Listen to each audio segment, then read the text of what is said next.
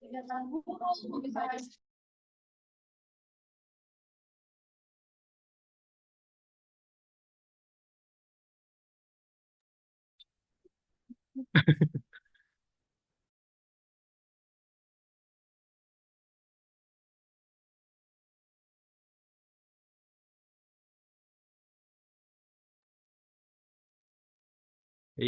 Bapak Ibu, rekan-rekan mahasiswa semua, mohon izin memulai kegiatan kita pada siang hari ini.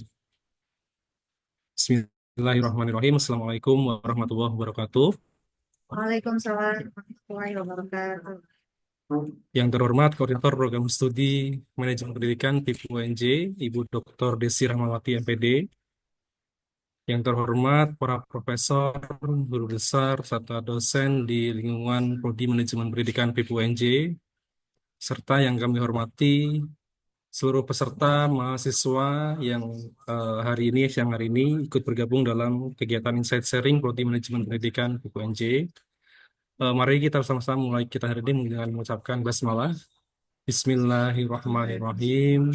Mudah-mudahan kita hari ini berjalan dengan lancar dan memberikan manfaat dan keberkahan bagi kita semua. Baik, langsung saja kita mulai dengan sambutan dari Koordinator Program Studi Manajemen Pendidikan kepada Ibu Dr. Desi Rahmawati, kami persilahkan. Baik, terima kasih. Bismillahirrahmanirrahim. Assalamualaikum warahmatullahi wabarakatuh. Waalaikumsalam warahmatullahi wabarakatuh. Selamat siang dan salam sejahtera untuk kita semua. Alhamdulillah telah hadir di tengah-tengah kita narasumber kita pada Insight Sharing hari ini, Prof. Nurhatati. Selamat datang, Prof. Semoga sehat selalu ya, Prof. Ya, dan alhamdulillah juga telah hadir bersama kita para profesor, guru besar, para dosen di program studi manajemen pendidikan serta adik-adik mahasiswa dari di sini ada MP 2022 ya. Ini yang belum ada namanya. Apakah ada yang dari luar? Boleh diketik di kolom chat Bapak Ibu semua ya. Terima kasih banyak sudah berpartisipasi dalam kegiatan Insight Sharing pada hari ini. Dan tadi ada Ibu Zuleha selaku Wakil Dekan 3, terima kasih sudah bergabung secara daring. Juga tadi ada Pak Teguh, Masya Allah, meskipun masih recovery tapi ikut menyimak. Mudah-mudahan segera pulih Pak Teguh ya. Dan alhamdulillah hari ini adalah Insight Sharing yang kedua teman-teman semua, terutama nih adik-adik mahasiswa.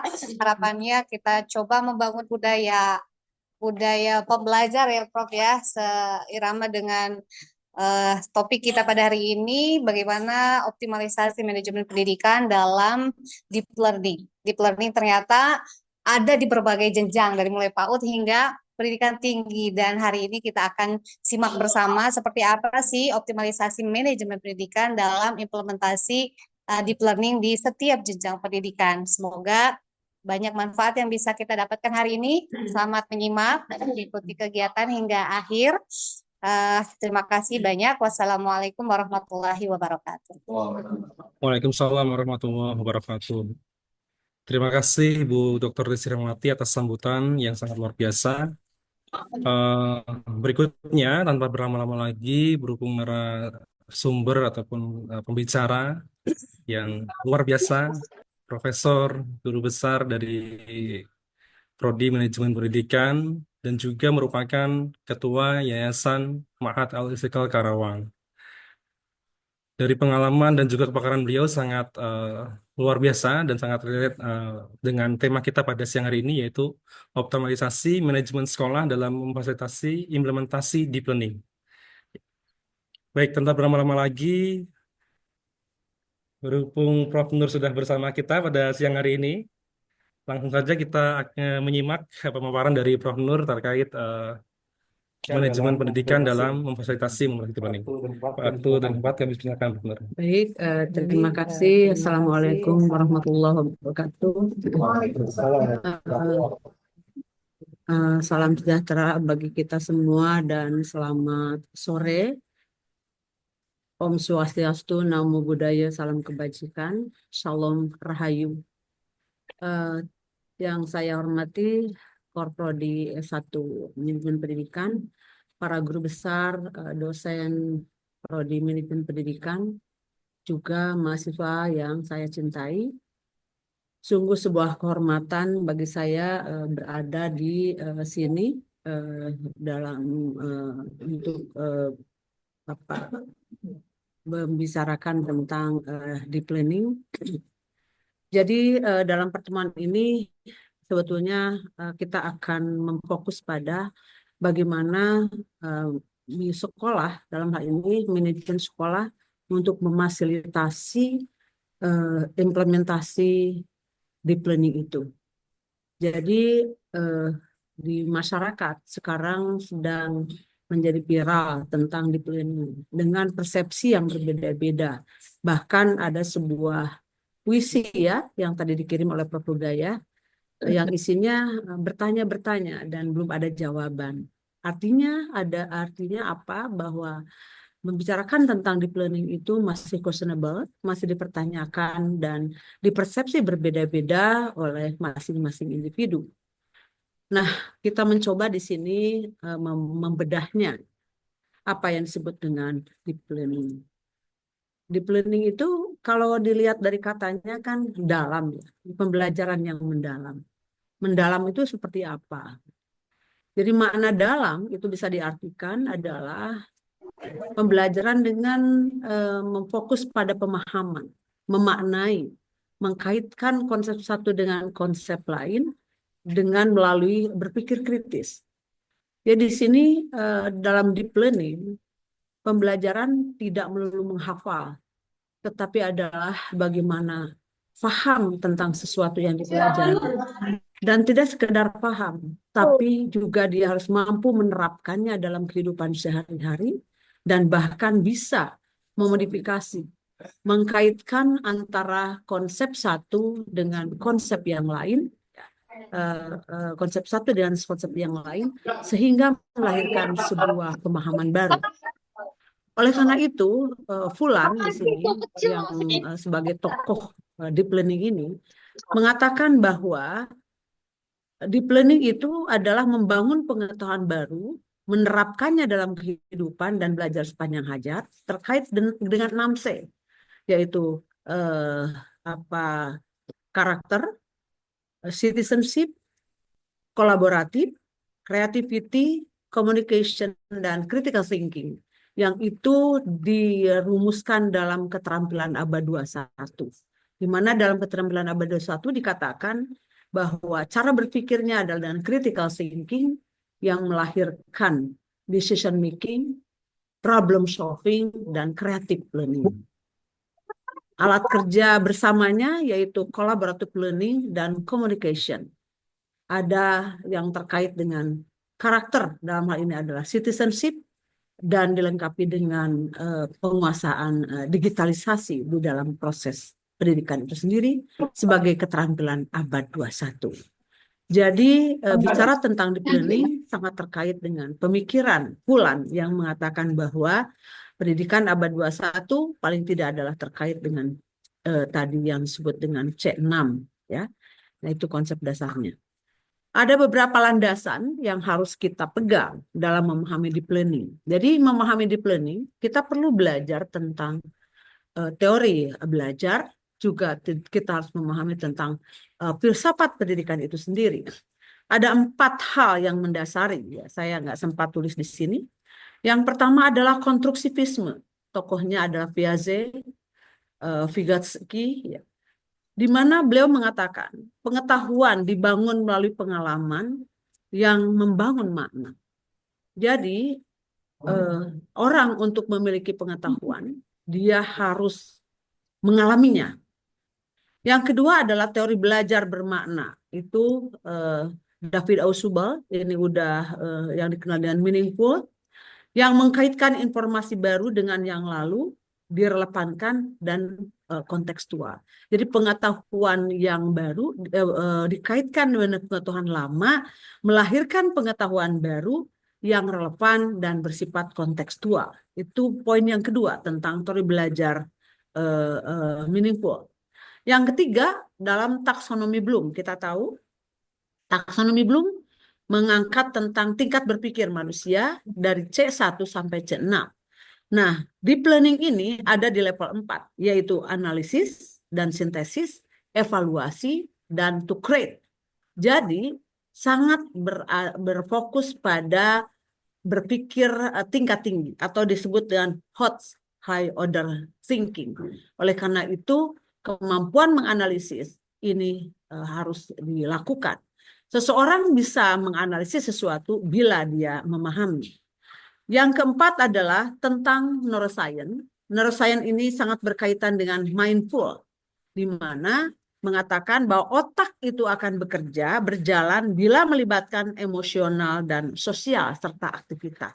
Jadi otak itu akan berfungsi dan berkembang bila didukung oleh rasa kita, emosi kita, dan juga dengan interaksi sosial dan sebuah aktivitas. Semakin banyak aktivitas, semakin banyak berinteraksi sosial, semakin banyak merasakan sesuatu, otaknya itu akan menjadi jalan. Nah, itu adalah landasan dari deep learning. Nah, sekarang apa sebetulnya deep learning ini? Ada paling tidak 5 karakteristik. Yang pertama adalah berpusat pada pemahaman mendalam, tidak sekedar menghafal. Artinya di sini peserta belajar atau peserta didik yang terlibat dalam proses pembelajaran mengenai sebuah konsep. Konsep itu dapat diartikan sebagai makna dari sebuah kata saja. Itu tidak sekedar kenal, tapi dia harus paham. Nah, paham ini mendalam, bisa membedakan, bisa mengkarakterisasikan, bisa mengkaitkan dengan pengetahuan lain. Oleh karena itu, bukan verbalisme, bukan menghafal. Contoh ya, teori. Apa disebut teori? Katanya kutipan. Apa disebut teori? Sampai S3 masih ada yang tidak tepat mengatakan teori. Teori itu adalah pernyataan ilmiah yang telah dibuktikan kebenarannya, ya, yang biasanya terkait antara variabel satu dengan variabel lain. Nah, itu adalah teori. Jadi tidak hanya sekedar kenal kata, tapi bisa memaknainya. Oleh karena itu, setiap belajar kita perlu memaknai kata demi kata. Yang kedua adalah terkait dengan konteks, konten. Konten itu harus sesuai dengan realitas, faktual dengan dunia nyata. Jadi apa yang dipelajari, apa yang disampaikan dalam proses pendidikan nampak terlihat di dunia nyata. Berarti di sini harus ada contoh dan harus bisa dilihat bahwa apa yang diteoretisasikan itu benar-benar adanya dalam konteks kehidupan. Yang ketiga, berbasis kolaborasi melalui diskusi, bekerja sama, dan berpikir lintas perspektif. Oleh karena itu, di sini bersifat holistik, interdisipliner. Jadi misalnya, melihat pendidikan tidak sekedar dari pedagogik dalam konteks pedagogik, tapi pendidikan bisa dilihat dalam konteks ekonomi, konteks sosial, konteks politik, ya, konteks budaya, dan konteks hukum. Nah, itu semua memaknai pendidikan harus terintegrasi. Berikutnya adalah berorientasi pada pemecahan masalah dengan solusi inovatif melalui berpikir kritis dan kreatif. Artinya di sini, apa yang dipelajari itu harus terkait dengan kehidupan dan teori yang dimilikinya harus menjadi bahan bagi individu untuk memahami masalah, melakukan pemecahan masalah kehidupannya. Jadi ceritanya ada hubungan yang signifikan antara tingkat pendidikan, jenjang pendidikan dengan kemampuan menyelesaikan masalah hidupnya, termasuk adalah terkait dengan income yang diperolehnya. Jadi lucu kalau S3 terus masih cari ngelamar ke sana kemari, tidak bisa memecahkan masalah hidupnya, itu artinya tidak deep learning. Ya. Yang terakhir adalah refleksi dan metakognisi. Memahami paham tentang mereka sendiri dan meningkatkan strategi belajar. Jadi setiap saat dia mengintrospeksi, merefleksi keberhasilan ketercapaian terhadap pembelajaran, dia bisa menganalisis kelemahan-kelemahan mengapa saya tidak sukses dalam belajar, dan dia mengonstruksi bagaimana memperbaiki sistem pembelajaran yang dia miliki. Saya ingin mengemukakan tentang sejarah deep learning. Mengapa? Agar tidak dianggap bahwa deep learning ini sesuatu yang baru. Bayangkan, tahun 80 itu Benjamin Bloom, John Dewey itu sudah mengangkat yang disebut dengan mastery learning, yaitu belajar tuntas. Tidak boleh melanjutkan pembelajaran ke topik lain kalau topik yang sedang dipelajarinya belum dipahami. Nah, kita kan seringkali dalam proses kuliah, apakah mahasiswa memahami atau tidak, murid memahami, lanjut aja karena target kurikulum. Nah, ini sudah melanggar deep learning. Ya. Juga adalah learning by doing, pengalaman belajar. Jadi, mahasiswa atau siswa itu harus bisa memecahkan berbagai persoalan dalam kehidupannya terkait dengan mata pelajaran yang diajarkannya. Begitu juga tahun 90-an munculnya konstruktivisme dari Lev Vygotsky dan Jean Piaget yang mengatakan bahwa pengetahuan itu dibangun oleh pengalaman, interaksi sosial, dan refleksi. Saya jadi ingat nenek saya. Lagi kecil selalu katakan begini. Kamu kalau mau pelajari sesuatu, kudu diteleman, pakai bahasa Sunda. Telem itu ternyata masuk ke dalam air, dan itu adalah baru sekarang sadar bahwa itu adalah yang disebut dengan deep learning. Artinya nenek saya lulus SR tapi udah bisa mengkonstruksi teori gitu ya. Ini dia pembelajar. Jangan-jangan lebih tepat gitu dengan saya sendiri cucunya. Terus saya sebagai perempuan selalu bilang begini, kata nenek saya. Kamu jadi perempuan itu harus masagi. Apa ya masagi? Ternyata itu adalah multidimensional yang mananya itu multiple intelligence. Jadi perempuan itu harus komprehensif. Ini luar biasa temuan. Mengapa? Dia dari pengalaman hidup. Jadi orang belajar itu tidak mesti berada di bangku kuliah. Tetapi dia memaknai apa yang dipelajari, merefleksi apa yang dipelajari, mengalaminya, melihat di lapangan, mengkonstruksinya menjadi pengetahuan baru, itu adalah deep learning. Maka bayangkan para ilmuwan di masa yang lalu, itu tanpa guru, tanpa buku teks, tapi bisa menemukan berbagai hal. Itu adalah deep learning. Ya, seperti itu. Berikutnya tahun 2000-an ada integrasi teknologi dan model project. Muncullah yang disebut PBL, problem based learning, muncul project based learning, muncul collaborative learning, muncul pemanfaatan teknologi informasi. Tahun 2010 berkembang lagi, muncullah artificial intelligence, big data. Di sini semakin Socratic by Google, IBM, Watson Tutor, sistem adaptasi learning analysis, personalisasi. Nah, di tahun 2010-an, pembelajaran itu sangat personalisasi, sangat diferensiasi, sangat individual. Karena ada perbantuan teknologi informasi. Jadi, teknologi informasi memegang peranan penting di dalam deep learning. Maka tahun 2020 yang disebutkan pendidikan digital, artificial intelligence canggih ya. Maka di sini memahami konsep yang kompleks sampai pengenalan suara.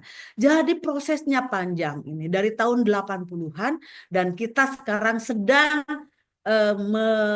viral tentang deep learning. Sebetulnya bukan sesuatu yang baru, cuma diangkat utamanya yaitu dengan pemanfaatan teknologi informasi di mana seseorang bisa memperoleh informasi, mendalami informasi itu, mengkonstruksi dan melahirkan sebuah pemahaman-pemahaman baru.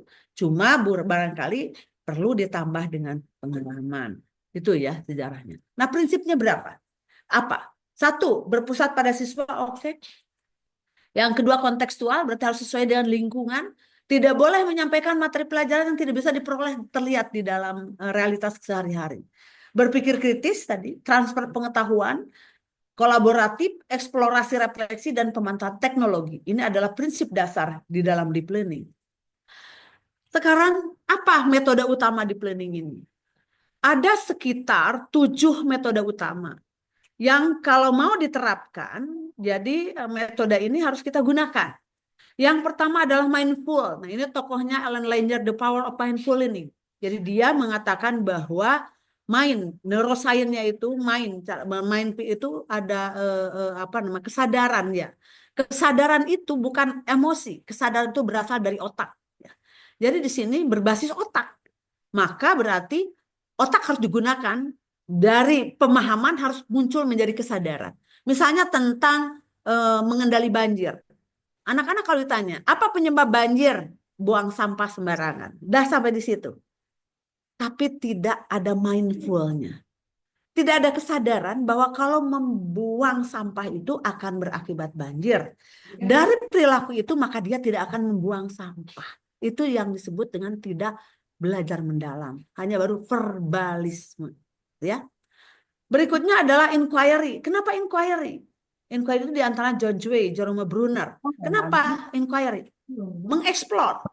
Jadi seorang yang di planning, dia akan mengeksplorasi informasi sendiri. Nah, ini teknologi informasi sangat berperan. Peran guru mulai diambil alih oleh teknologi. Bahkan katanya, kata Bill Gates tahun 2030, profesi guru dan kedokteran akan hilang di dunia.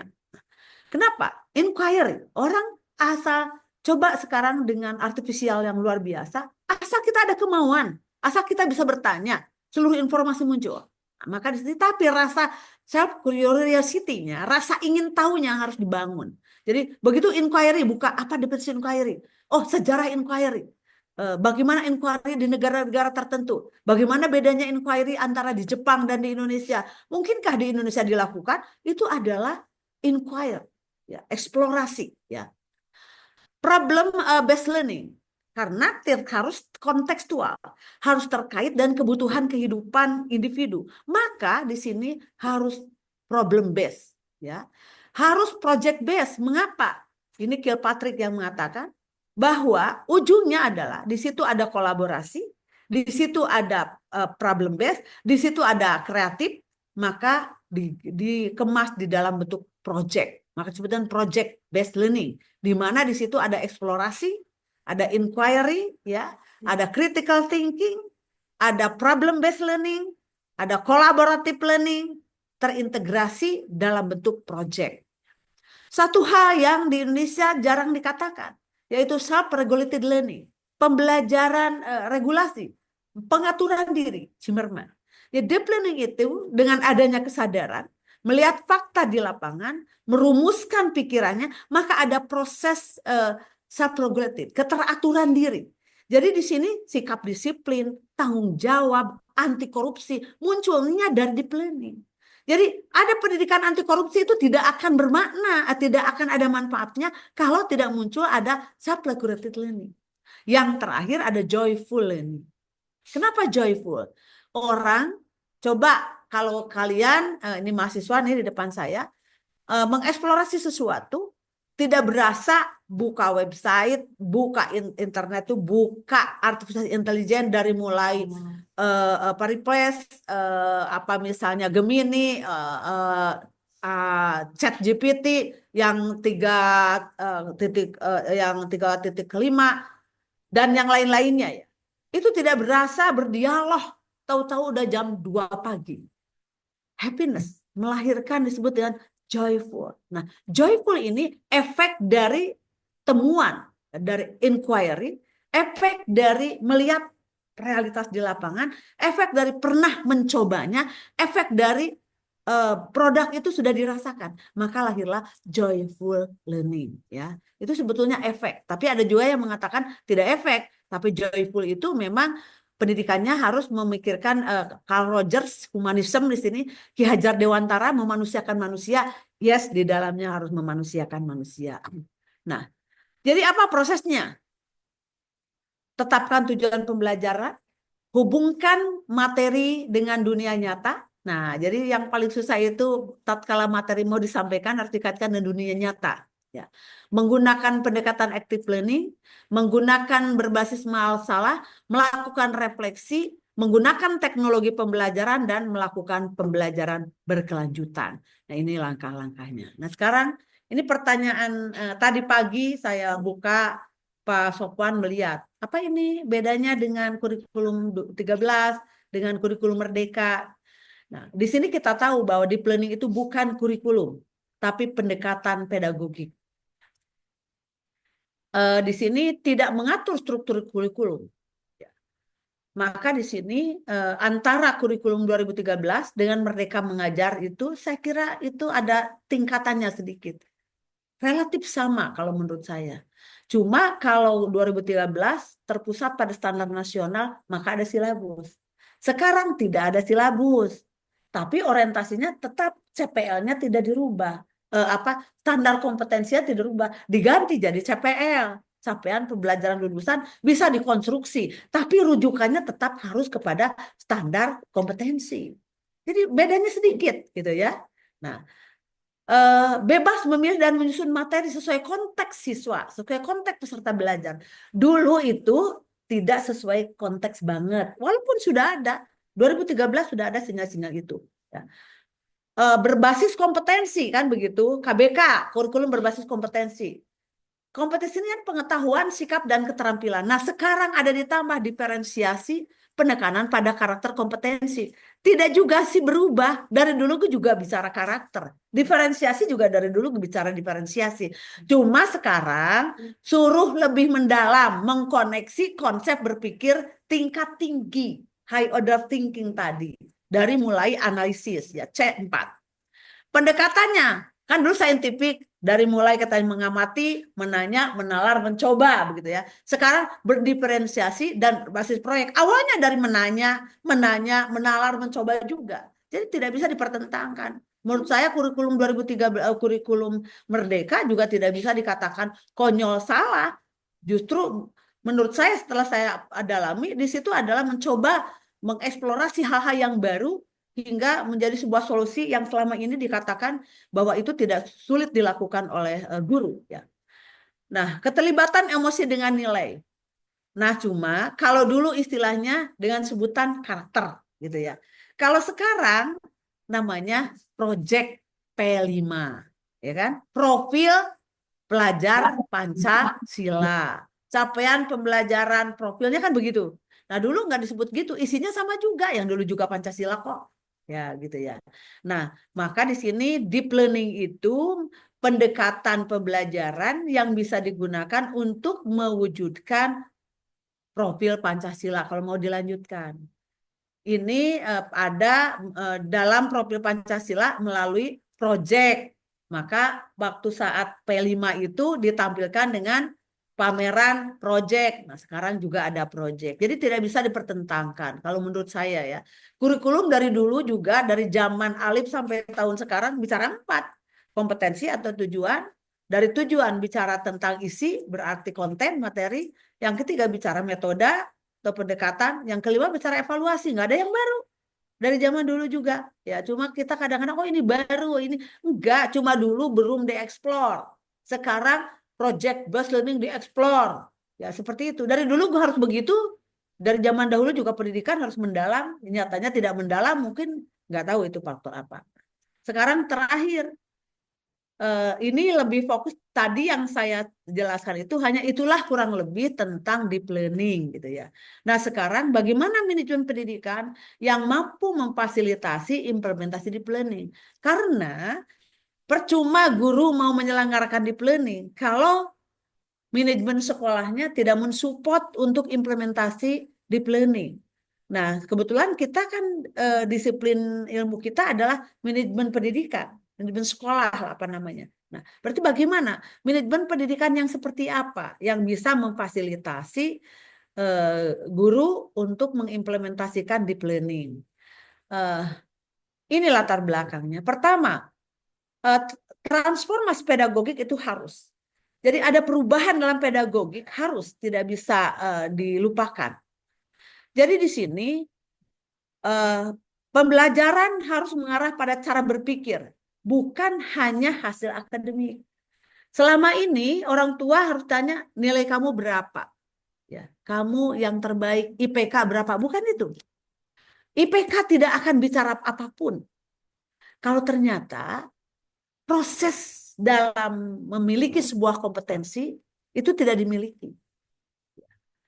Jadi IPK itu hanya untuk membuka kunci. Yang ngeri kali sekarang itu karena PNS yang diterima itu yang IP-nya 3,5 agar pada diterima lolos administrasi semua perguruan tinggi menaikkan jadi 3,7. Naikin lagi sekarang jadi 3,9. Ngeri sedap saya lihat di UNJ IPK-nya di atas 3,9. Itu melanggar statistik tidak kurva normal. Padahal zaman saya dulu, seingat saya 3,31 lulusan terbaik sefakultas. Itu sudah cum laude dibilangnya zaman itu. Tapi sekarang mungkin 3,25 dibilang goblok tuh bodohnya. Ini persoalan loh yang harus kita pikirkan. Padahal tidak orientasi hasil, tapi berorientasi pada proses cara berpikirnya. Nah, manajemen transformatif menjadi kunci pergeseran paradigma dari teacher centered ke student centered learning. Nah, ini. Sekarang yang pertama, apa kepemimpinannya harus transformatif? Dia harus menentukan arah terbentuknya budaya akademik dan mengelola sumber daya strategik. Jadi budaya akademik itu yang harus dibangun. Nah, alhamdulillah nih di MP ini budaya akademik kita sudah terus dibangun. Jadi pimpinan kita itu transformatif, mencoba terus gitu untuk melakukan itu. Dan budaya akademik itu harus dibangun, tidak bisa dibiarkan secara alami. Visioner, dia harus bisa menginspirasi, memotivasi, menciptakan lingkungan yang terbuka terhadap inovasi pedagogik. Jadi di sini diskusi, saling mengkritik, memberikan gagasan baru, memberikan solusi-solusi harus terbuka. Mau profesor, mau apa, mau mahasiswa mengkritik profesornya, kalau salah ya omong saja. Kalau itu tidak terjadi, omong kosong. Jadi pimpinan harus terbuka dikritik, terbuka diberikan masukan, ya, menerima informasi, dan begitu juga anggotanya kan harus mengikuti, memberikan keterbukaan. Kalau ini tidak ada di Indonesia, kepala sekolah sebagai otoritas tertinggi, apa yang kata kepala sekolah itu yang benar, tidak berani guru untuk berbeda, tidak akan terwujud di planning ini. Karena itu adalah prasyarat budaya akademik, ya. Mendorong refleksi. Jadi di sini melibatkan peserta didik atau melibatkan semua dosen untuk terlibat. Ini kita MP sekarang sudah mulai, ya. Saya yang dosen biasa di luar juga ngendon di sini dari tadi pagi. Ya. Jadi dilibatkan lah. Karena semua orang harus terlibat. Karena asumsinya semua orang punya cara berpikir. Ya. Jadi ini visionary leadership, pemerintahan transformatif. Yang kedua, nah ini mungkin yang agak berat ya Bu Desi, pengembangan profesional. Terus profesor dikembangkannya kayak apa? Bingung Bu Desi. Ternyata harus gitu ya. Pelatihan pedagogik berkelanjutan. Ini bagus sekali. Karena di planning ini nanti ada metode-metode pengiringnya, ya, untuk mengimplementasikan. Ada neuroscience, ada socio-emotional learning, ada emotional learning, ada pivot learning, ada pedagogi kritik. Ini mungkin kajian-kajian ini yang harus kita lakukan gitu ya, di mana nanti menjadi sebuah pedagogi baru yang harus dipahami untuk menjawab kebutuhan tantangan di abad 21 ini. Yang kedua harus kolaborasi komunitas belajar. Jadi pertemuan ini knowledge sharing ini, jadi ini knowledge sharing. Ini kolaborasi komunitas belajar. Jadi dosen itu harus punya komunitas belajar. Mahasiswa harus punya komunitas belajar. Ada kelompok riset, ada kelompok kajian pedagogi. Nanti Pak Takdir, misalnya kelompok kajian riset, Pak Fadoli kelompok kajian pedagogik. Dan itu semua melakukan itu, ada kolaborasi komunitas belajar. Dan harus menyediakan ruang inovasi. Ruang itu bukan ruang bangunan ya, tapi ruang kesempatan-kesempatan untuk inovasi. Jadi kalau ada gagasan atau ide-ide bagaimana membangun gagasan ide-ide baru itu harus dikembangkan. Nah, pelatihannya apa? Ini perlu, termasuk saya mungkin diusulkan harus pelatihan ke Bu Desi. Pembelajaran aktif kolaboratif, bagaimana inquiry, bagaimana PBL, bagaimana PJBL, desainnya seperti apa, pemanfaatan teknologi digitalnya. Nah, ini orang yang jadul kayak saya harus dikonekkan. Bu Nur dengan siapa, Pak ini dengan siapa, agar IT-nya itu terkoneksi. Gitu ya. Karena kalau udah saya generasinya baby boomers ya agak kolot-kolot sedikit gaptek gitu ya. Tapi kan ini generasi Z luar biasa. Jadi ini kolaborasi. Oleh karena itu Bu Desi bisa mengkawinkan satu dengan yang lainnya hingga ada senior, ada yang menengah, ada yang juniornya, dan ini merupakan sebuah tradisi budaya akademik yang dibangun. Nanti kita termasuk membuat desain pembelajaran, RPS juga nanti berubah lagi ya, dengan OBE berubah lagi. Nah, ini kan berarti terus-menerus itu akan ada dilakukan. Kurikulum, nah ini kurikulum kita juga akan melakukan perubahan. Harus kontekstual dan adaptif. Jadi harus mengarah pada keterampilan abad 21 yang tadi katakan critical thinking, decision making, problem solving, dan creative thinking. Tadi tentang kolaboratif dan communication. Terus tentang citizenship, tentang digital literasi. Jadi semua kurikulumnya itu mata pelajaran yang dibangun, struktur program kurikulum dan budaya akademiknya harus harus mengcover keempat itu. Yang kedua adalah menekankan scholarship of engagement. Jadi harus terkait dengan problematika sosial. Oleh karena itu mungkin seluruh mata kuliah nanti harus dikaitkan dengan problema sosial tentang tema yang dipelajari, maka berarti kuliah harus dipotong. Teorinya hanya setengah semester, yang lainnya adalah ke lapangan, karena dia kan harus mengalami apa yang teori yang dia peroleh, bagaimana realitas di lapangan, memaknainya, merefleksinya, dan punya pengetahuan baru, dan nanti akan menerapkannya di dalam kehidupan. Di sini interdisipliner dan integrasi pengetahuan. Jadi artinya mata kuliah itu interdisipliner. Manajemen kurikulum di situ adalah interdisipliner. Ada sosiologi, ada psikologi, ada budaya di situ ya, ada teknologi. Jadi tidak ada ilmu pengetahuan yang singular. Ya, ilmu pengetahuan itu pasti adalah bersifat interdisipliner dan berkaitan satu dengan yang lain. Bisa multidisipliner, interdisipliner, bahkan transdisipliner gitu ya. Penilaiannya tapi ini berat. Autentik portofolio, proyek, presentasi, dan refleksi. Ini yang berat karena penilaiannya itu harus autentik, harus real time. Wah, jadi hari itu action, hari itu nilainya keluar, harus real time.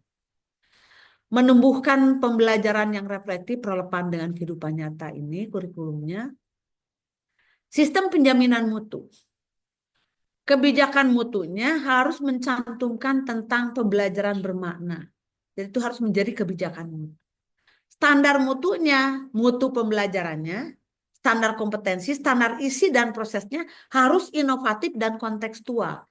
Jadi standar kompetensi dan standar isi kalau untuk sekolah yang sudah dicantumkan ada di 8 standar nasional pendidikan itu harus diolah, harus dikaitkan dengan yang inovatif dan kontekstual. Ya, jadi harus diolah, direformulasi oleh masing-masing sekolah. Pelaksanaan pembelajaran harus berbasis kolaborasi dan refleksi. Jadi pembelajarannya itu metode tadi inquiry, yang bersifat collaborative learning, problem based learning, terus apa lagi tadi project based learning, ya di situ. Kalau joyful itu sebagai dampak, tapi intinya seperti itu. Jadi harus menggunakan itu, ya. Nah, terkait dengan supervisi, apakah masih layak digunakan supervisi itu di dalam penjaminan itu? Yes. Tapi supervisinya berubah paradigmanya menjadi supervisi diri dan supervisi kolaboratif atau supervisi peer supervision. Jadi tidak lagi guru disupervisi oleh atasan, baik itu oleh kepala sekolah atau oleh pengawas.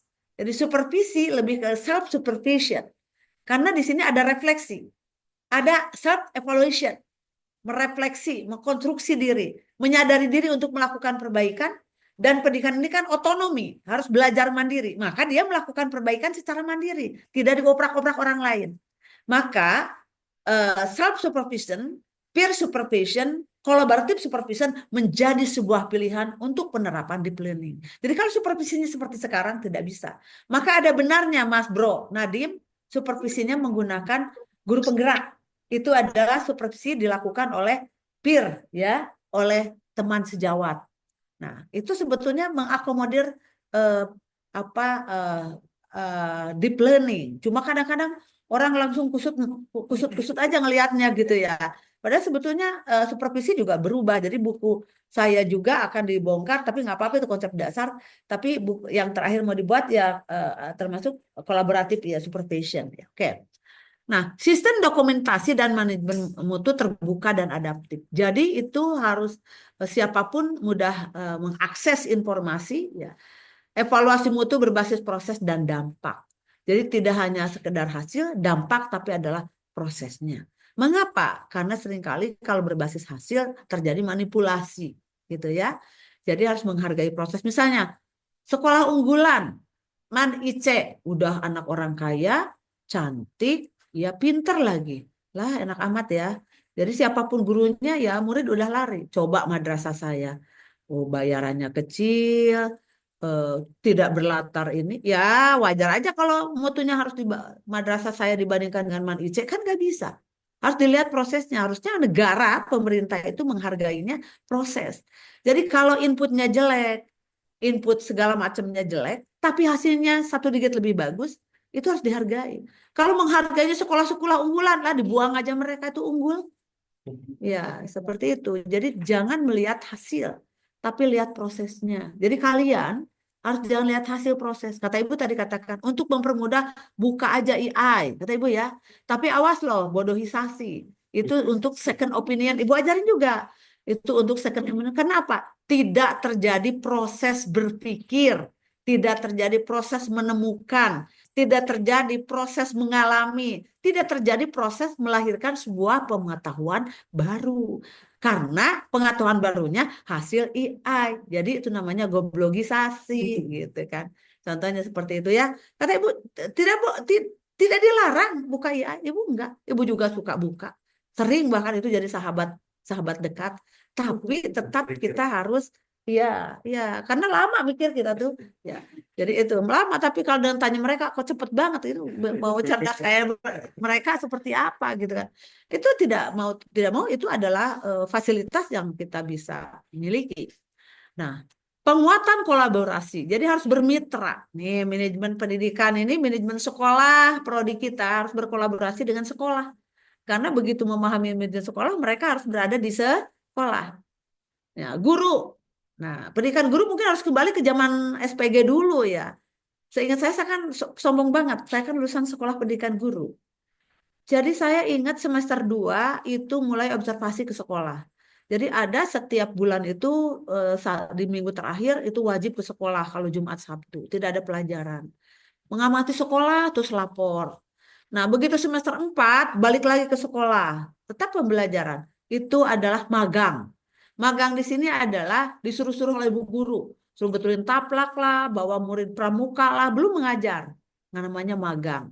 Begitu semester 6 itu masuk yang disebut kampus teaching. Bedol desa ke kampung 3 bulan ngajar plak di sono. Bayangkan anak 17 tahun ngajar, suruh MC, suruh pidato. Makanya matang. Ibu merasakan matang. Tapi di sini coba praktek ngajar berapa waktu? Habis. Ya, dalam deep learning itu. Jadi untuk prodi kita ya Bu Desi, itu deep learning itu memang harus kolaborasi ini dengan komunitas lokal yang memungkinkan terjadinya pembelajaran kontekstual. Jadi komunitas lokal kalau MP itu kan berarti sekolah paling tidak ya. Iya. Membangun kemitraan dengan dunia usaha dan industri ya.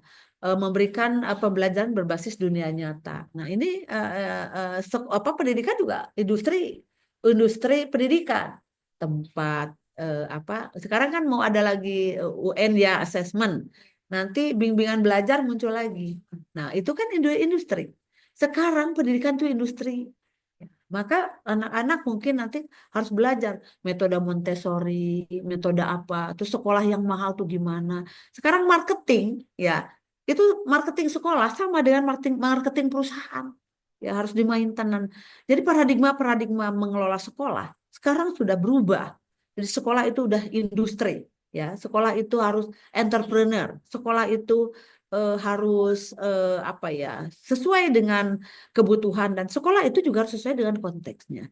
Saya kira mungkin itu. Oh, satu lagi perangkat digital. Nah ini platform pembelajaran kita udah punya ya, berbasis AI. Ada repositori sumber belajar assessment. Assessment itu udah ada punya repositori. Siapapun mahasiswa yang mau belajar, buka lebar assessment nilai sendiri. Di Finlandia kan begitu. Anak-anak mau belajar apa, mau tesnya apa, ngetes sendiri, cari jawabannya sendiri, mengskor sendiri. Nanti saya harus kurang ini, melakukan perbaikan lagi. Jadi harus ada sumber belajar dan assessment. Jadi kita kalau mau bikin setiap kuliah dibikin bank soal, nanti mahasiswa suruh belajar sendiri, ya kayak modul, terus nanti boleh milih siapapun, saya mau belajar tentang perencanaan, banyak pertanyaan-pertanyaannya apa, nanti nilai sendiri saya menguasai tidak gitu.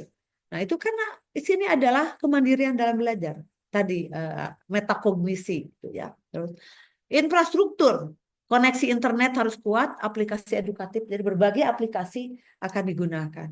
Aplikasi bimbingan, nanti berbagai aplikasi akan muncul ya sebagai sarana untuk terjadinya deep learning. Pasal pendukung, paling tidak ada ruang kelas digital, ada pusat sumber belajar digital, kelas digital, ruang belajar digital. Apa ini jadi ruang kelas digital? Bisa saja, misalnya ruang kelas digital ya, dari mulai podcastnya ada, apanya lah, segala macamnya lah.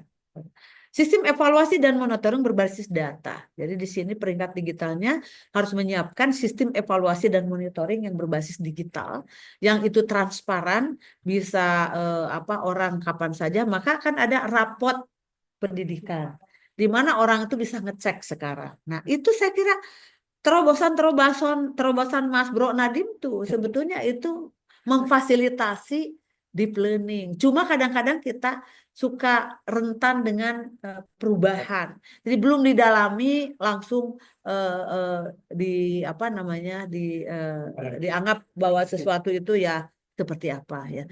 Jadi kesimpulannya deep learning itu bukan sesuatu yang baru, tapi adalah mengingatkan kepada kita bahwa dalam proses pembelajaran itu melibatkan pengetahuan lama ya dan pengetahuan baru, mengkaitkan pengetahuan baru dengan pengetahuan lama, mengkonstruksi jadi pengetahuan yang baru, dan itu akan diperkuat dengan pengalaman ya, memberikan pengalaman yang di dalamnya ada pemaknaan, ada refleksi, hingga apa yang dipelajari menjadi suatu proses kesadaran dan melakukan tindakan sesuai apa yang dipelajari. Ujungnya gitu. Enggak nato, omon-omon, enggak. Nato. Ya, jadinya kalau belajarnya tentang rukun iman, ya benaran beriman gitu. Dan seterusnya. Kan di kita verbalistik loh, beragama. Katanya tadi guru ya, kalau koruptor itu enggak sholat, bohong sholat. 17 kali bicara, tunjukkan jalan lurus. Ya, korupsi kan tidak menunjukkan jalan lurus, bohong itu. Ya, jadi artinya tidak di planning. Kan, ya. Termasuk saya ini sebut saja profesor, apa jadi-jadian, apa beneran apa enggak. Ya, profesor harus punya tanggung jawab ABCD ya, dengan teori. Jadi harus benar-benar sebuah kesadaran dan melakukan. Ini juga introspeksi sendiri untuk melakukan deep learning. Seandainya semua orang belajar dengan penuh kesadaran, kebermaknaan, merefleksi, dan apa yang diyakini dipahamiannya itu menjadi berimbas pada tindakan dia, dunia ini aman. Maka larinya menjadi citizenship karakter. Seperti itu. Mungkin barangkali sharing pengalaman. Saya bukan orang kurikulum, cuma sotoy aja. Ya oke deh, inilah gitu ya. Biar terkondisikan jadi belajar gitu. Kalau nggak disuruh Bu Desi nggak belajar, jadi terpaksa saya buka David Ausubel lagi, bukunya masih ada ya. Saya buka Piaget, Vygotsky ya, jadi seperti itu. Linda di mana? Ya, ya, oke, mangga itu mungkin. Terima kasih. Terima kasih Prof. Nur atas paparan yang luar biasa. Hadirin sekalian, Hadirin boleh sekalian, Boleh. Jadi begitu mendalam ya dan komprehensif dan sangat inspiratif tentunya Prof, buat kami semua di sini. Betul, benar kita berikan insightful ya, begitu insight sharing yang insightful benar ya. insightful, betul gitu kalau. Jadi memang kami semua sini telah mendapat gambaran yang sangat Sharing jelas mengenai pentingnya peran yang manajemen benar sekolah ya, peran Iya. manajemen pendidikan, atau manajemen sekolah ini insightful, dalam membuka fruitful pintu gitu, bagi sangat jelas mengenai manajemen sekolah ini dalam implementasi membuka pintu bagi itu sendiri, dan implementasi bagaimana hal ini deep dapat learning itu sendiri, dan menjadi bagaimana hal ini transformasi dapat dalam ekosistem menjadi pendidikan kita transformasi saat ini ya. dalam ekosistem pendidikan Baik kita hadirin sekalian, sebagai renungan singkat, saat ini. izinkan saya membacakan puisi Baik hadirin sekalian, dari sebagai renungan paparan singkat, Prof. Nur izinkan Hayati. saya Sambil paparan Prof. Nur hadirin Hayati silakan persilakan sambil pertanyaan apabila ada yang ingin tanyakan. Sambil saya membacakan puisi para singkat. hadirin Puisi silakan ini dengan persilakan judul Sekolah pertanyaan Merajut apabila Asa. ada. Kuis ini dengan judul Di Sekolah Merajut belakangnya ada Asa. kata digital. Di Karena sekarang era digital ya, sekolah belakangnya menggunakan ada asa kata digital. digital. Karena Jadi ruang ruang kelas kelas harapan harapan terbentang. terbentang. Ini asik gitu. Asik. Manajemen sekolah nakoda menyeberang. Dan manajemen sekolah Manajemen sekolah lintas nakoda regional menyeberang. implementasi deep Dan learning manajemen ini. sekolah itu Arus memfasilitasi bagaimana digital semakin implementasi menderu, deep learning ini.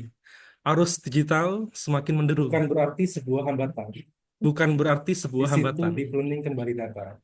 Di situ deep learning Bukan kembali data. ancaman, tapi peluang semakin terbentang. Bukan ancaman, tapi peluang Maka semakin terbentang. optimalisasi jadi jembatan yang kokoh Maka agar optimalisasi siswa tak jadi roboh, jembatan yang kokoh agar siswa memfasilitasi tak guru roboh. dalam memberikan Memfasilitasi pembelajaran guru dalam memberikan dengan data pembelajaran berbicara, dengan data berbicara, pembelajaran menjadi terarah. pembelajaran menjadi terarah. Potensi tergali, masa depan Potensi menjadi cerah. tergali, masa depan Sekolah bukan sekedar gedung, jadi cerah. tapi ekosistem yang terus melambung. Sekolah bukan Manajemen sekedar bijak, gedung, tapi fasilitasi ekosistem hadir. yang terus fasilitasi hadir. Learning bersemi, Deep learning pendidikan mengalir.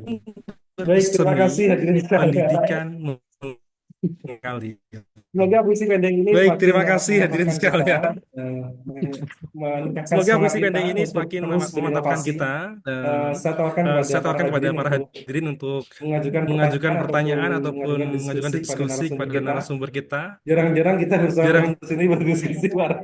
Karena jarang sangat kita sibuk bersama kuliah. partner sini berdiskusi bareng karena sangat Baik, sibuk silakan kuliah. hadirin sekalian untuk memberikan pertanyaan Baik, ataupun silakan berdiskusi hadirin dengan sekalian Prof. Nur untuk di forum ini. memberikan pertanyaan ataupun berdiskusi dengan Prof. Nur di forum Dari ini. Zoom silakan, atau mungkin dari teman-teman yang luring. Dari Zoom silakan atau mungkin dari teman-teman yang luring. Saya belum ada. Ya, berarti udah Silakan. udah dipahami. Ya, berarti udah. Ah, silakan. Ya. Ada Silakan. Ada atau Bunikan? Bunikan atau Bunikan? Bunikan Silakan, Hartini, Bunikan. silakan Bunikan. Pertanyaannya. Pertanyaannya. Silakan. Assalamualaikum warahmatullahi wabarakatuh. Eh, Salam jumpa, salam kangen kembali kepada Prof. Nur. Izin, alhamdulillah akhirnya bisa berjumpa lagi di ruang luring ini.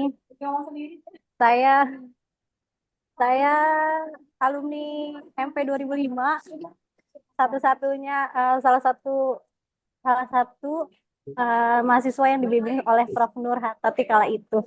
Dan saat ini kebetulan bertugas di salah satu sekolah negeri di Jakarta Pusat, SMP Negeri 1 Jakarta. Jadi kebetulan Prof, saya ini kan bertugas di perpustakaan sekolah. Jadi lulusan manajemen pendidikan yang akhirnya nyemplung di perpustakaan. Menurut Prof, bagaimanakah peran perpustakaan dalam khususnya pustakawan itu sendiri dalam mengaplikasikan deep learning ini? Apa yang kami harus siapkan supaya menjadi bagian yang optimal dari sistem yang ada di sekolah? Mungkin itu aja, Prof. Salam kangen. Terima kasih atas jawabannya. Aduh, keren banget. Ya, masih ingat Bu Nur. Terima kasih, Iya. mengingat. Iya, bisa lulus karena bimbingan Prof. Nur waktu itu bareng Pak Aduh, almarhum. kebahagiaan tersendiri kalau Ya, udah diapresiasi mahasiswanya. alhamdulillah belum bisa jumpa langsung, akhirnya ketemu di Zoom. Masya Allah, senang banget. Ya, ya. Nanti ketemu lagi ya. Insya Allah, insya Allah.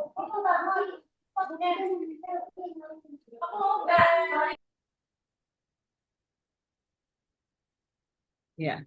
Ada lagi? Langsung dijawab atau mungkin Tiga aja. tiga aja. Baik, Pak Ibu yang lain, apabila ada yang mau ditanyakan lagi, silahkan kami. Ini dari ada SMPI Al Azhar di chat, Prof. Ya. Mohon maaf jika kurang sopan, saya sedang mengawas layout. Apabila diperlukan, saya ingin bertanya via chat. Silahkan, Bapak atau Ibu ini. Dari SMPI Al Azhar, silahkan apabila ingin bertanya melalui chat, kami persilakan.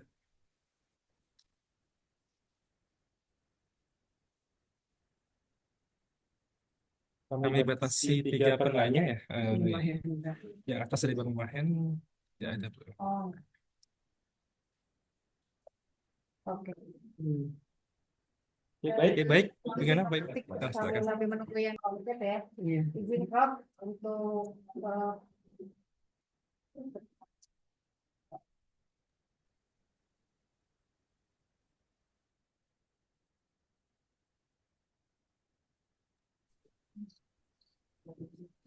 Masya Allah, ini suatu hal yang sangat bermanfaat ya terkait dengan deep learning, tapi konteksnya bukan bagaimana kita mengajarkan deep learning ya Prof ya, tapi bagaimana kita posisi selaku manajerial eh, bisa mengoptimalisasikan implementasi deep learning di satuan pendidikan. Yang nuansa dari deep learning itu kan apapun kurikulumnya gitu kan, Prof menggunakan pendekatan deep learning yang berbasis kesadaran, bermakna dan menggembirakan sehingga peserta didik kita itu merasa di apa ya namanya kalau bahasa di dalam definisi deep learning itu memanusiakan atau intinya itu adalah memberikan kesempatan kepada peserta didik dengan berbagai gaya belajar, berbagai yang tadi Prof katakan dengan adanya diferensiasi dalam pembelajaran seperti itu ya. Dan tadi juga di-share di puisi yang dari Prof Ali Sauka itu yang dikirim oleh Prof Ruga ya. Pendekatan pakem, apakah ini pendekatan pakem? Apakah pendekatan paikem? Pendekatan yang ilmiah? Ternyata bukan gitu ya. Kalau dalam konteks Bu Nur begitu ya, di antara agar kami tidak bingung gitu. Apa bedanya dengan Pak Ikem yang waktu itu Prof Koni ini kan begitu ya, ketika itu kegiatannya menggembirakan, siswa berkesadaran dan juga pembelajarannya bermakna, apakah itu tidak dikatakan Pak Ikem juga gitu? Apakah memang itu deep learning seperti itu? Terima kasih, Prof. Iya, belajar dulu. Terima kasih Bu Desi atas pelantikannya biasa. Berikutnya di chat ada satu Berikutnya di pertanyaan, chat Prof, ada dari satu pertanyaan Prof dari SMPI Al pada Azhar Prof. Melati, apakah kepada Prof Melati, apakah dengan kondisi kualitas dengan pendidikan kondisi kita kualitas yang pendidikan sekarang, kita yang sekarang kita mampu untuk mengadopsi konsep deep learning, mengingat katanya skor Prof. PISA dan Mengingat skor literasi PISA dan dan literasi numerasi yang cukup dan numerasi mengkhawatirkan. yang cukup mengkhawatirkan. Terima kasih, Prof. Terima kasih, Kita Prof. masih 3 pertanyaan. Ya. Kita berisi 3 pertanyaan. Baik, saya silakan Mbak Baik, Prof. baik, saya Nurhayati. silakan Mbak Prof Nur Hadati Baik, untuk menanggapi. terima kasih. Saya ingin itu di chat itu ada ini mah ilmu TP atau nggak tahu. Jadi iya ilmu TP tentang deep learning-nya, tapi kan tidak berarti orang lain tidak boleh belajar. Ya. Karena kita MP tidak mungkin MP bisa berjalan tanpa paham tentang TP. Karena MP itu rumahnya, MP itu adalah pengaturan segenap sumber agar fungsional untuk mendukung terjadinya proses belajar. Maka tatkala melakukan pengaturan segenap sumber, itu harus paham dulu pembelajaran yang seperti apa yang ingin diwujudkan. Kompetensi apa yang ingin dicapai. Kan itu yang harus dimiliki. Jadi mohon maaf, bukan berarti MP mengintervensi disiplin ilmu TP, tidak. Jadi tadi saya katakan, deep learning itu interdisipliner, transdisipliner. Jadi kita nggak bisa lagi mengkotak-kotakan itu. Tapi tetap punya disiplin ilmu. Nah, kita ini sebetulnya yang akan dibahas lebih ke arah bagaimana manajemen sekolah yang mampu memfasilitasi implementasi deep learning.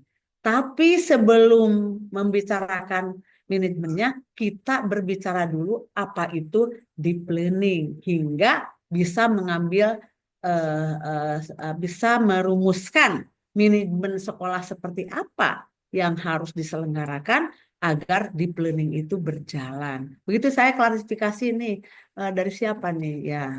Ya nggak apa-apa ya bagus. Berikutnya adalah ini perpustakaan ya. Nah ini dia kita harus siap apa dimanapun kita ditempatkan dengan deep learning ini lebih otonomi kemandirian.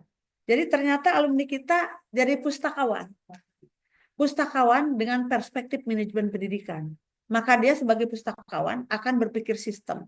Karena bicara orang manajemen selalu sistemik, diawali dengan perencanaan, pelaksanaan, monitoring, perencanaan lagi. Saya yakin ini akan baik menjadi pustakawannya. Nah, selamat ya, nggak ada masalah. Ilmu manajemen itu sampai maut pun masih bisa bermanfaat. Ya. Nah, Masya Allah. bagaimana peran sebagai pustakawan untuk mensupport deep learning ini? Perpustakaan itu adalah gudang informasi. Baik itu perpustakaan berbasis digital atau yang perpustakaan yang non-digital. Perpustakaan itu menyediakan informasi. Dalam deep learning itu ada yang disebut dengan tadi master belajar tuntas, master learning. Artinya membutuhkan informasi agar dia memahami terhadap sebuah konsep yang dia pelajari. Maka ada disebut dengan metode inquiry. Ya, ada rasa keingintahuan yang tinggi. Nah, berarti perpustakaan harus menyediakan berbagai informasi yang dibutuhkan oleh peserta didik dan memberikan akses kemudahan untuk memperoleh informasi dan memberikan kenyamanan pada individu yang memanfaatkan fasilitas perpustakaan. Jadi di situ letaknya. Jadi yang namanya implementasi planning itu sistemik. Jadi kita tidak bisa melihat dengan cara berpikir parsial dan gradual, tetapi kita harus komprehensif sistemik. Jadi perpustakaan pun berkontribusi besar terhadap deep learning. Tapi kalau misalnya ada keterbatasan perpustakaan, baik digital maupun non digital, rasa ingin tahu itu menjadi tidak tersalurkan. Padahal rasa ingin tahu itu langkah awal dalam belajar deep learning. Setelah itu dia mencoba memahami, ya kan? Dari memahami dia mencoba melakukan empiris, punya pengalaman. Dari pengalaman dia terus memaknai pengalaman dia dan pengetahuan dia, merefleksi hingga lahirlah sebuah kesadaran, melahirkan pengetahuan baru gitu ya. Oleh karena itu peran perpustakaan itu luar biasa. Jadi sekali lagi apa yang harus disumbangkan oleh Niken, Mbak Niken sebagai pustakawan untuk memfasilitasi terjadinya deep learning, yaitu menyediakan informasi, tidak sekedar informasi yang dibutuhkan, tapi juga memberikan akses, kemudahan untuk memperoleh informasi dan memberikan kepuasan, kenyamanan pada penggunanya. Itu semua orang berperan seperti itu, ya. Yang pertama. Yang kedua adalah tadi pertanyaan tentang apa ya tadi? Literasi. Apa? Yang kemampuan literasi. Iya. Apakah deep learning ini mungkin bisa diterapkan di Indonesia? Literasinya aja kayak begini? Sangat mungkin. Deep learning ini tidak usah berpikir jauh. Di rumah saja. Deep learning anak. Misalnya saya bicara pada anak saya. Kita makan bersama. Ya. Tapi ada 2 anak belum makan. Ada daging 3. Anak saya mau ngambil 2. Kamu, kakakmu belum makan. Berapa orang yang ada di sini? Sekian. Daging ada berapa? Ada sekian. Kalau kamu ambil, ada yang kebagian makan? Enggak. Bagaimana rasanya kalau bagian kamu dimakan? Itu kan ada kesadaran, ada proses berpikir, ada refleksi. Jadi setelah itu gak boleh diambil ya mah.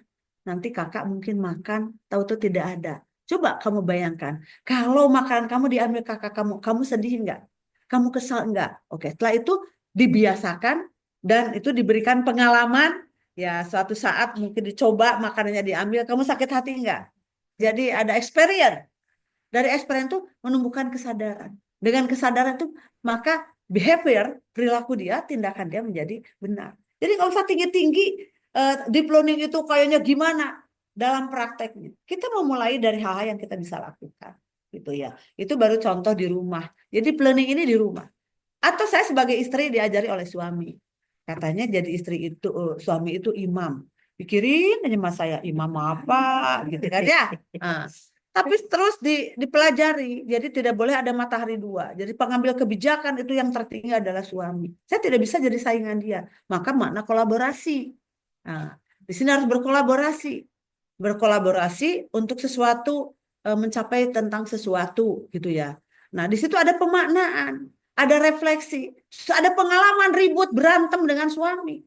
Ya kan? Dari pengalaman itu, oh iya, bercerai kita runtuh, berdamai kita gimana gitu ya. Nah, ternyata itu di planning loh. Ya.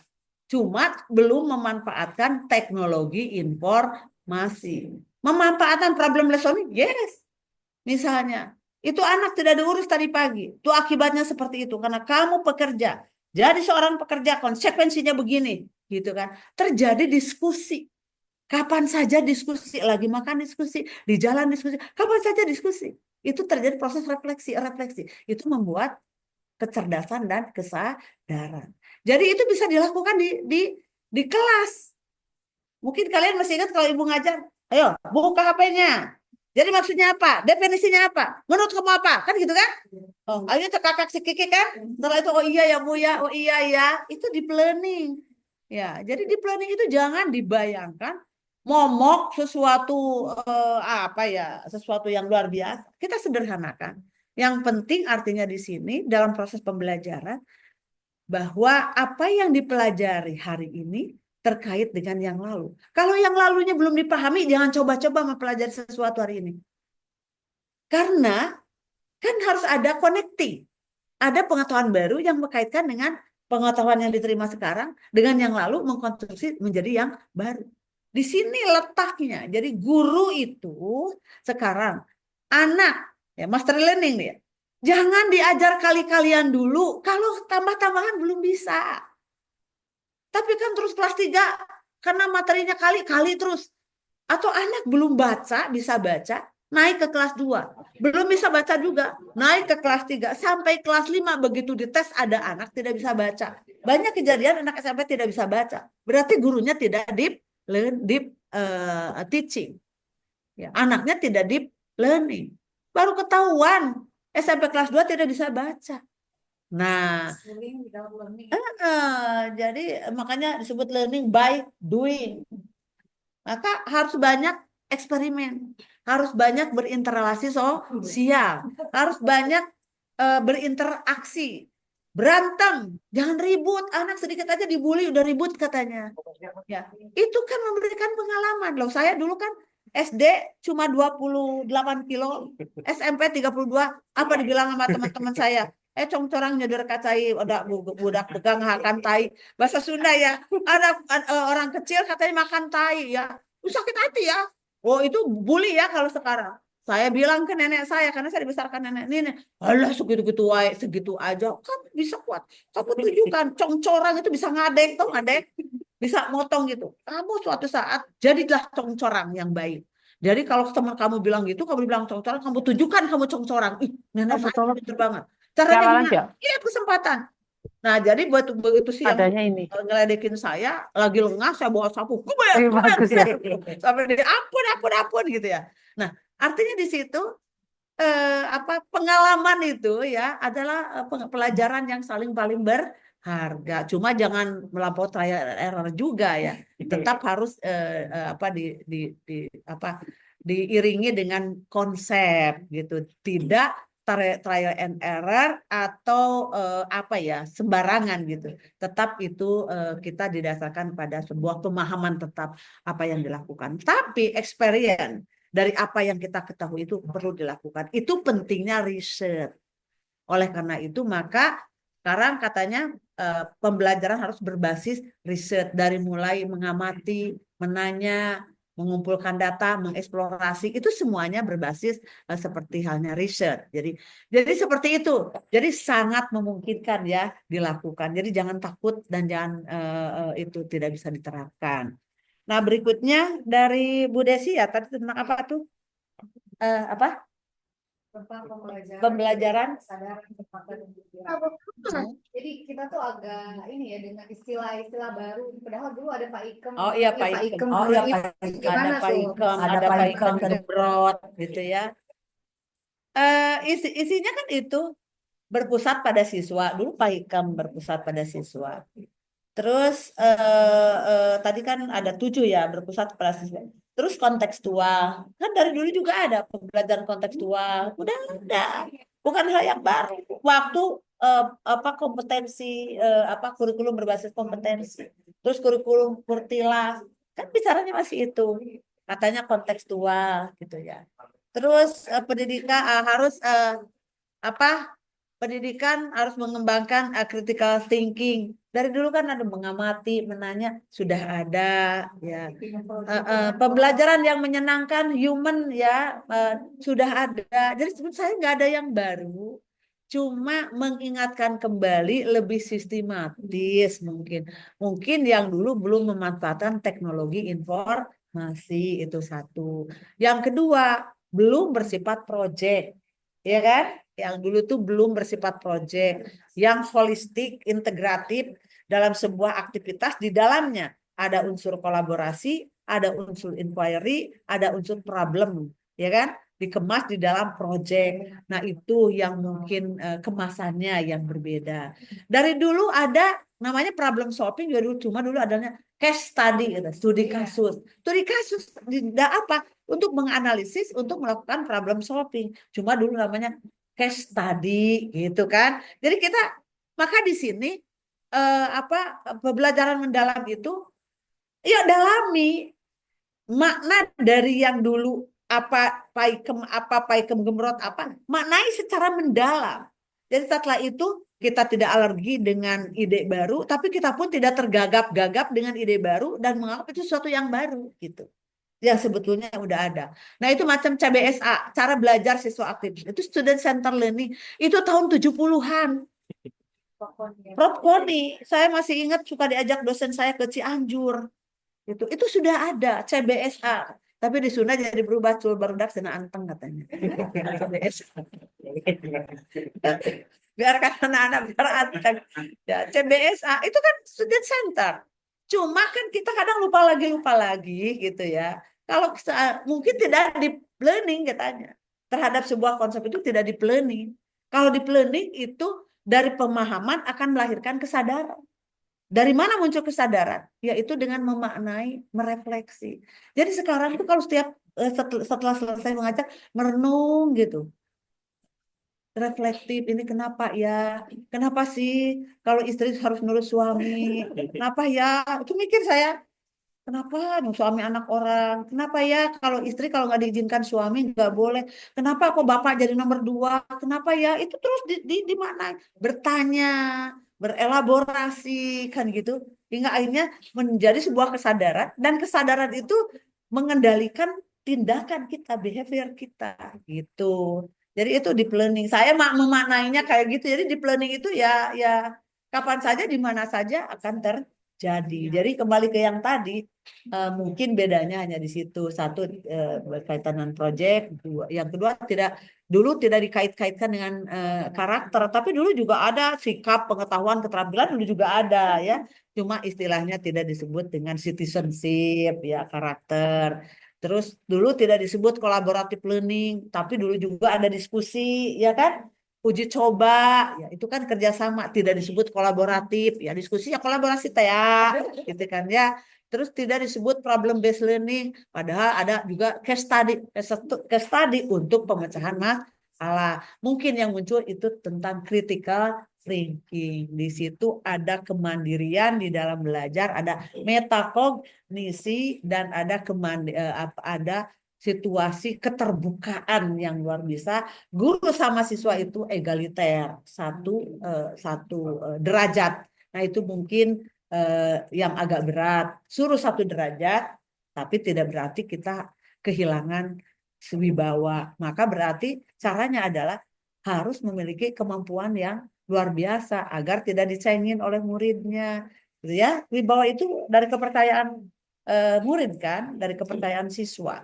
Jadi tidak dengan kata galak dan seterusnya. Itu mungkin Bu Desi, jadi ada kaitannya, dan saya sih nggak melihat gimana-gimana banget gitu. Ya, cuma mengingatkan kembali, jangan-jangan kita kan ngajar atau belajar memang tidak merefleksi, tidak memaknai ya meaningful, mindfulnya gitu. Tidak sampai joyful, yang ada kalian terbebani, stressful. Jadi kalau stressful itu tidak menyadari pentingnya belajar. Kalau menyadari Stressful. pentingnya belajar jadi joyful. Jadi kalau kursinya dicoret-coret, happy ya terima kasih banyak. Saya akan belajar lebih hebat lagi, kan gitu. Itu yang joyful, ya kan? Oh, dicoret-coret nangis, dibantu, stressful. itu gitu aja lah, gampang. Parah gitu ya. Baik, terima kasih Prof. Nur. Namanya. Prof. Nur izin Bangga. menyampaikan satu lagi mungkin Ya. dari Pak Teguh. Izin titip 2 poin pertanyaan. Mohon izin titip 2 poin pertanyaan dari Pak Teguh. Materi yang disampaikan Prof. Nur Hatati sangat kaya ke dalam pendidikan di Indonesia. Beliau dan terstruktur dalam mengembangkan dimensi sejarah pedagogis, karakteristik pedagogi masa depan, hingga praktik manajerial dalam mendesain lingkungan belajar yang mendalam. Pendidikan sejatinya bukan sekedar transfer informasi, tetapi seni menghidupkan jiwa. Dalam pandangan Paulo Freire, ya, manusia memiliki vokasi untuk bertindak dan mentransformasi dunia. Dalam konteks ini, deep learning, deeper learning, lebih dalam, Bro, ya, adalah panggilan pedagogis masa kini untuk tidak sekedar mencerdaskan, tetapi membebaskan dan memanusiakan di tengah dunia yang makin kompleks. Pendidikan Indonesia tidak bisa lagi terpaku oleh target UN dan standar kelulusan, tetapi harus berani merancang sistem yang berpusat pada kebermanfaatan hidup, pada proyek-proyek sosial, dan pada koneksi mendalam antar dan semesta. Ini adalah pendidikan yang membebaskan, menggugah nalar, dan menghidupkan harapan. Nah, kemudian untuk Prof. Nur yang saya sangat hormati, mohon izin 2 pertanyaan dari Pak Teguh. Apakah kita saat ini masih menjadikan sekolah sebagai tempat mengisi kepala, atau sudah mulai menjadikannya tempat membangun kehidupan yang bermakna?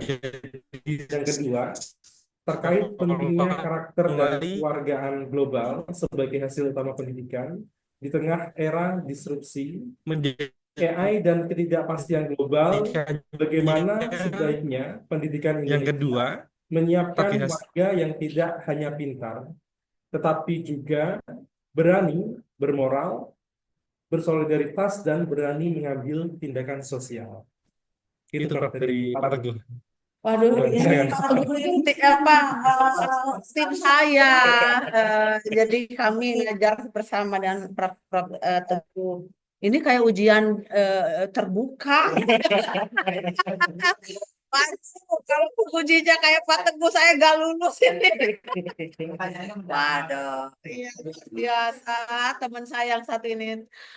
Mas Teguh, maaf saya belum nengok. Oh, tadi kuliah terus seharian ya jadi penunggu prodi ya. Ini sahabatku yang satu ini luar biasa. Terima kasih sekali, itu menginspirasi kita, dan seperti biasa kita suka diskusi ya. Saya punya teman diskusi yang luar biasa. Tadi yang pertama, perubahan dari era bank ya, bank informasi ya, ke arah transformasi. Saya kira di kita masih agak sedikit seperti itu ya. Jadi kita harus mengubah proses pedagogi ini dari yang sifatnya mengkolek informasi ya. Kalau mengkolek informasi berarti informasi itu disimpan. Nah, setelah itu diuji seberapa terserapnya informasi yang diperoleh, maka terus ada UN. Seberapa besar yang terserap, itu yang disebut anak cerdas atau berhasil. Jadi itu bisa dikatakan sebagai era bank. Jadi mengumpulkan informasi. Padahal di dalam deeper learning ini, pendidikan itu yang pertama itu kan memahami itu mengkolek informasi. Jadi mengkolek informasi adalah sebuah aktivitas awal. Tapi tidak hanya sampai di situ. Maka harus ada mastery learning, belajar tuntas. Artinya seluruh informasi itu harus tuntas dikuasai. Setelah tuntas dikuasai, itu adalah dia harus mengkaitkan informasi yang diperoleh hari ini dengan informasi sebelumnya, mengkonstruk jadi informasi baru. Nah, di sini yang disebut dengan transformasi informasi. Selain itu juga tidak hanya sampai dalam konteks knowledge, tapi sosio-emosionalnya bekerja, yaitu membangun kesadaran. Kesadaran ini adalah perpaduan produk otak yang didukung oleh rasa. Sadar itu bukan emosi, sadar itu otak. Ya, pengetahuan. Tapi pengetahuan yang berdamai dengan rasa. Pengetahuan yang berdamai dengan rasa itu yang melahirkan apa namanya? Tidak sekedar informasi, tapi bagaimana informasi itu dimaknai dan berguna dalam konteks kehidupan. Maka ini kaitannya dengan kontekstual, maka terjadi empiris. Di sini ada sebuah pengalaman. Jadi dikonstruksi. Maka transformasi di sini tidak hanya transformasi pengetahuan, tapi terjadi transformasi emosi, transformasi sosial. Karena dia melihat peristiwa-peristiwa yang ada di sekelilingnya, maka lahirnya adalah pedagogik transformatif, yaitu pedagogik yang mengubah paradigma berpikir individu, mengubah tingkat kesadaran emosi dan sosial individu, yang mengubah behavior yang nantinya adalah yang disebut dengan karakter. Oleh karena itu, membangun karakter itu tentu diawali dengan pemahaman konsep dan melihat fenomena di lapangan, bagaimana emosi dengan sosial itu berjalan, maka terjadilah yang disebut pedagogik transformatif. Ini mungkin belum sepenuhnya di Indonesia, dan ini saya kira perlu dilakukan. Karena deep learning ini sebenarnya pedagogik transformatif. Melakukan sebuah, kan mengkaitkan pengetahuan lama, pengetahuan baru dengan pengetahuan lama, mengkonstruksi. Maka dasar pemikirannya rekonstruksivisme, pahamnya. Berarti mengkonstruksi, membuat sesuatu yang baru. Dan itu biasanya inovasi. Itu merekonstruksi. Tapi tidak sekedar di situ pengetahuannya. Ada proses kesadaran, di mana kesadaran antara otak dengan rasa, dengan interaksi sosialnya menyatu. Hingga di situ muncul kesadaran, muncul keyakinan, muncul pemaknaan. Dari pemaknaan ini memperkaya pengetahuan dia, dan itu menjadi bekal dia, apa yang dia pahami, yang dia miliki menjadi sebuah tindakan. Jadi apa yang dipelajari itu inline dengan perilaku atau tindakannya. Nah itu barangkali. Mohon maaf Pak Tugu kalau saya salah, ya nanti kita diskusi lagi. Ya. Terima kasih. Ini ada Ada satu lagi ya? tentang citizenship nasional dan global. Nah sekarang citizenship di sini udah global ya, di mana kebenaran tentang individu warga dunia itu udah universal sifatnya. Keuniversalan ini tentu kita perlu mengiringinya gitu ya. Jadi menurut saya kayak agama itu kan universal gitu. Jadi tentang apa namanya citizenship itu dalam abad 21 itu dikatakan salah satu keterampilan abad 21 adalah citizenship. Jadi hanya orang yang memiliki karakter positif, jujur, berintegritas, bertanggung jawab, orang yang akan selamat dalam kehidupannya di abad 21. Jadi kejujuran itu bukan soal masuk surga dan neraka. Karena surga dan neraka tuh besok, sekarang juga belum ada yang tahu, karena belum ada yang balik dari surga dan neraka. Ya kan? Persoalannya.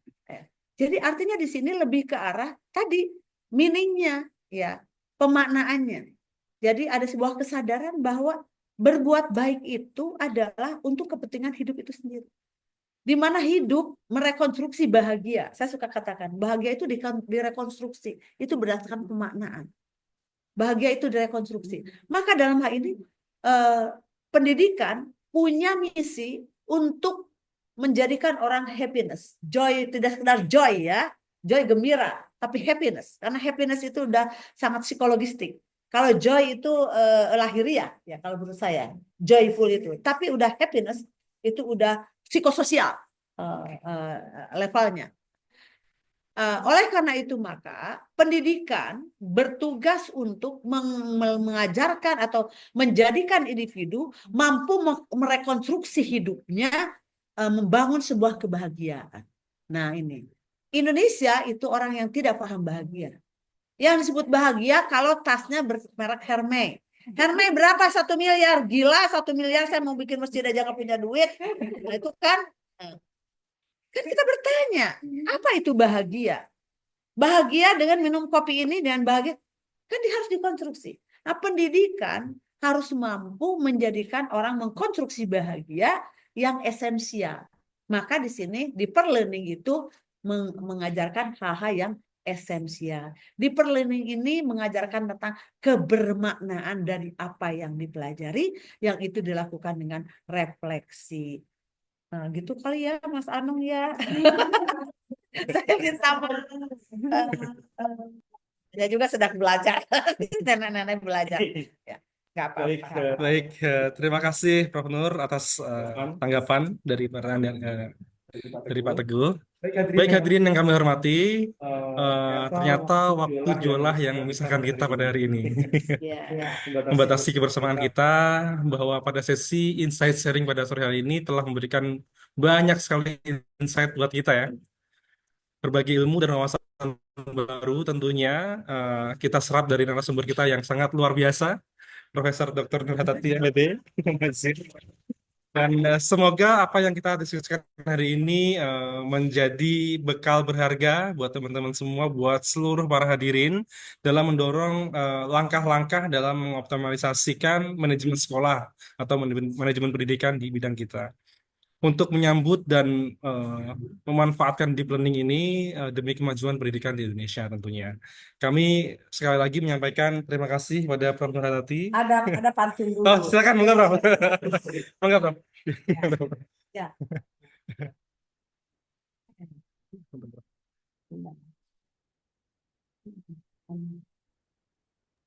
Monggo, Prof. Ada Silakan. pantun nih ya. Cakep. Belajar pagi di bawah pohon. Cakep.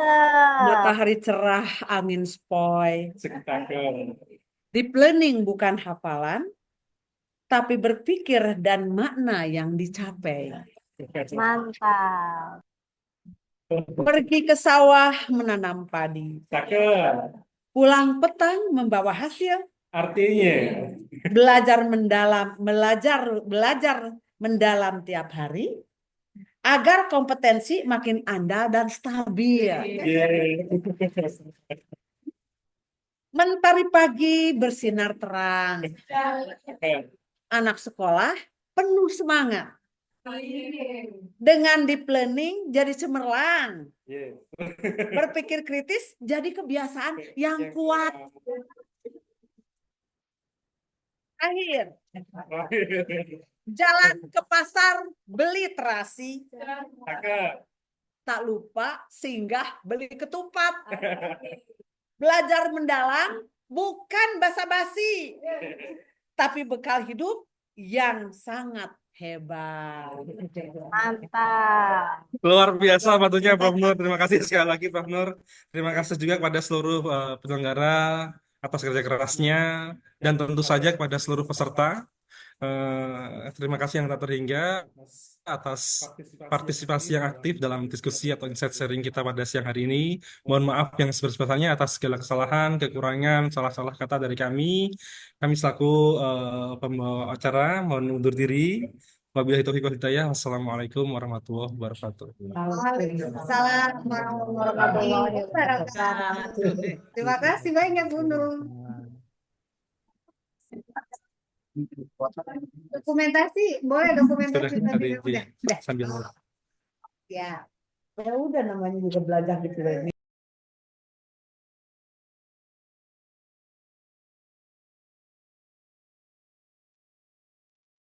ya Pak Ibu.